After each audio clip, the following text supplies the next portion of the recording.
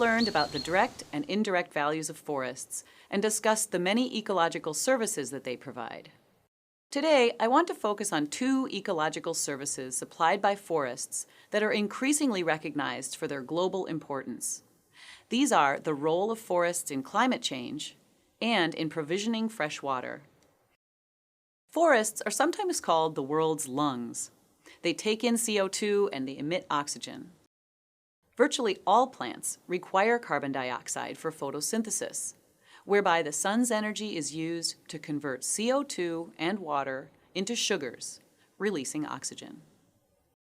These sugars are then stored in the plant as it grows, or converted into the energy the plant needs to maintain its bodily functions through the process of cellular respiration, which releases CO2 back to the atmosphere. When leaves fall or plants die, carbon may accumulate in soil or be decomposed by bacteria and other saprobes by the same respiratory process that breaks down this organic matter and releases carbon dioxide.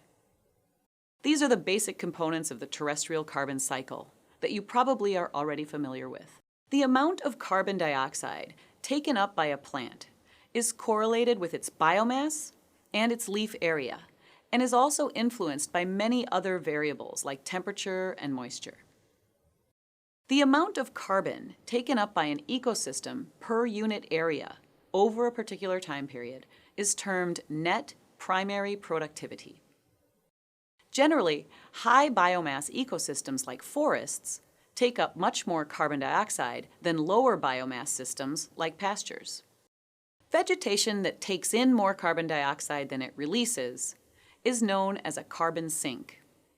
Thus, ecosystems made up of long-lived perennial plants like trees tend to be better carbon sinks than more short-lived or annual vegetation types like corn, because the carbon is locked up for long periods of time in wood. Tropical rainforests have the highest net primary productivity per unit area of any terrestrial ecosystem. Because forests act as carbon sinks, they have the potential to mitigate some of the human-induced increases in atmospheric CO2 and the climate change it's expected to cause. CO2 concentrations in the atmosphere are higher than they have ever been in Earth's history. Prior to the Industrial Revolution, circa 1750, atmospheric CO2 was 270 parts per million.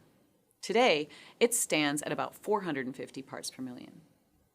About 3/4 of this increase is due to the burning of fossil fuels, carbon deposits that were laid down by ancient forests millions of years ago. The other quarter is due to changes in land use. Let's explore this point a bit further, as it will relate to our later discussion on sustainability. When forest is cleared, the cut vegetation is often burned or left to decay, releasing all that stored carbon into the atmosphere as CO2. What was a forest is then replaced with some agricultural crop of lower biomass.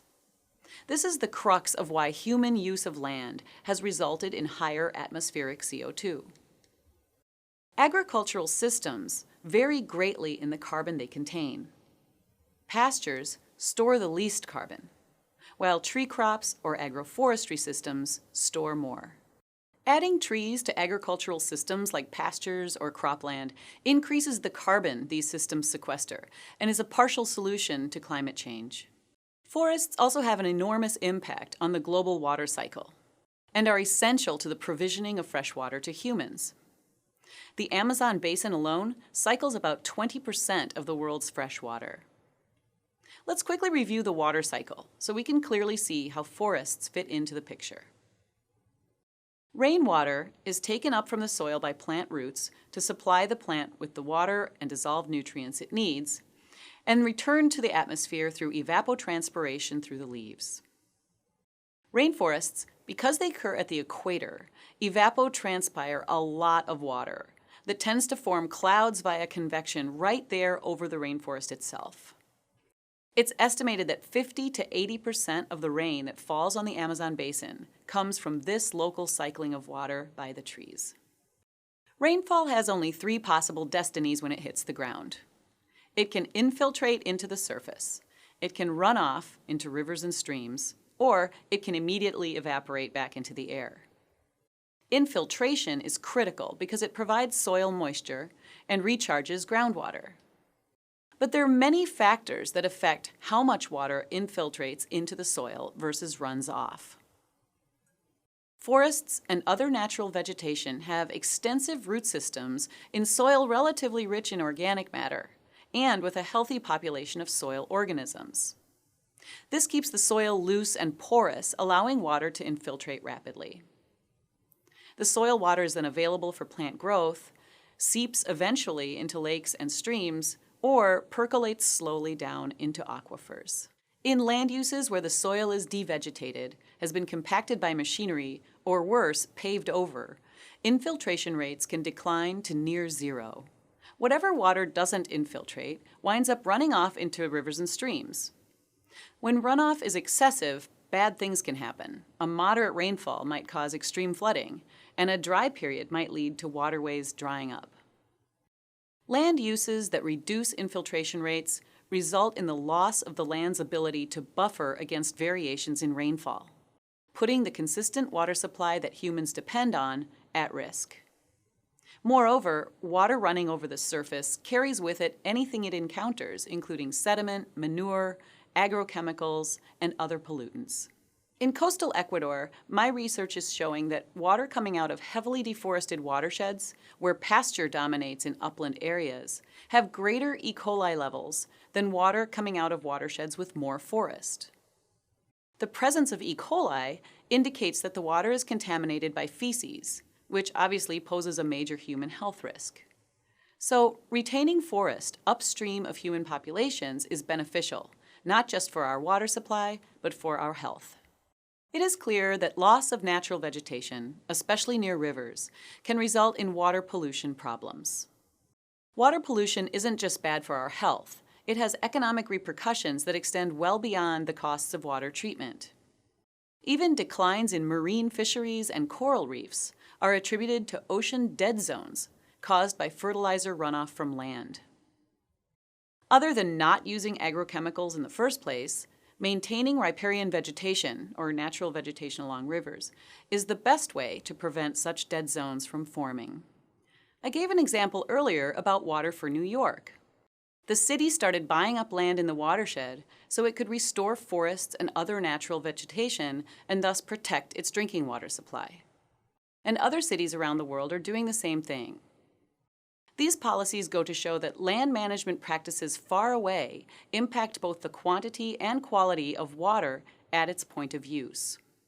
Watershed management, the planning and control of land use within the drainage basin that supplies a particular area with water, is one of the cheapest and easiest ways to ensure safe drinking water for humanity.